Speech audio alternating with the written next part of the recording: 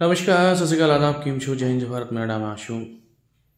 जाता हुआ 2024 और इस 2024 जाते हुए ने एविएशन इंडस्ट्री के लिए बहुत सारे दुखदाई ऐसे पल दिए हैं जिनके बारे में मेरे दिमाग में चलता रहता है। मैं सोचता हूँ तो मुझे बड़ा ही एक तरीके से दुख होता है। Being as a aviation lover, being as a aircraft से प्यार करने वाला इंसान, जब उसके सामने स्टार्टिंग 2024 जनवरी से लेकर के वो अंत तक आते आते दिसंबर तक ऐसे इंसिडेंट होते हैं जहाँ पर लोगों की जान जाती है, तो कहीं ना कहीं वो चीज़ें हर किसी को प्रभावित करती हैं। मैं सोचता हूँ कि जैसा मैं सोच रहा हूँ अभी, ऐसा बाकी लोग भी इससे कंसर्न करते होंगे या उनको भी ये चीज़ें प्रभावित करती होंगी कि 2-3 दिन पहले अभी एक्सीडेंट हुआ है जहाँ पर सीधे हिट कर गई एक एयरक्राफ्ट दीवार में जाके। इससे पहले भी अज़रबैजान का एक एयरक्राफ्ट क्रैश हुआ था जिसमें बहुत सारी उसके पीछे बातचीत चल रही है, but that is a different thing. But in चीज़ों में सबसे ज़्यादा जो नुकसान होता है वो जानों का, जो इंसान जाते हैं। मैं उस पल को सोच रहा हूँ जब वो एयरक्राफ्ट उस दीवार से टकराने वाला होगा तो कैप्टन क्या सोच रहा होगा, कैबिन क्रू क्या सोच रहे होंगे, या जो जहाज़ में पैसेंजर्स बैठे होंगे उनके दिमाग में क्या चल रहा होगा, वो कितने क्रेविंग कर रहे होंगे ना एक तरीके से अपनी लाइफ को लेकर के, भगवान से, ईश्वर से, यीशु से, अल्लाह से, गॉड से, कि भाई मुझे किसी तरह से बचा लो, लेकिन वो नहीं बच पाए।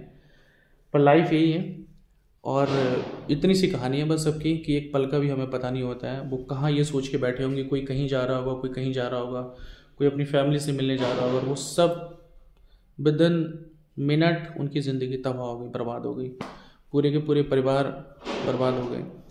मेरी सहानुभूति, मेरी संवेदनाएं उन सब के लिए जिन्होंने भी उस प्लेन में अपनी जान को गंवाया है, बिकॉज़ ये बड़ा एक दुखदाई है, बहुत दुखदाई है।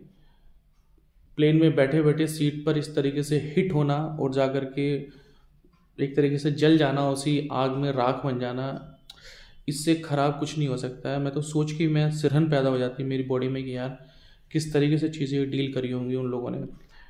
पर लाइफ विल गो ऑन, ये तो रुकेगी नहीं। पर उन परिवार वालों के लिए ज़रूर संवेदनाएं हैं जिन्होंने अपने घर के लोगों को खोया है, बिकॉज़ इससे बड़ा कोई ट्रेजेडी किसी के लिए नहीं हो सकती है। किसी के परिवार का सदस्य जाना, वो भी इस तरीके से, मुझे लगता है कि पीढ़ियाँ दर पीढ़ी इस चीज़ को याद रखती है कि हमारे परिवार में कभी किसी के साथ ऐसा हुआ था।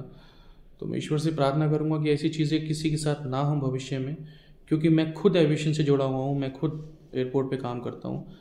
तो मैं नहीं चाहूँगा कि कभी किसी के साथ, मेरे जानने वाले के साथ ऐसा हो, या जिसके लिए मैं काम करता हूँ उसके साथ कभी ऐसा हो, क्योंकि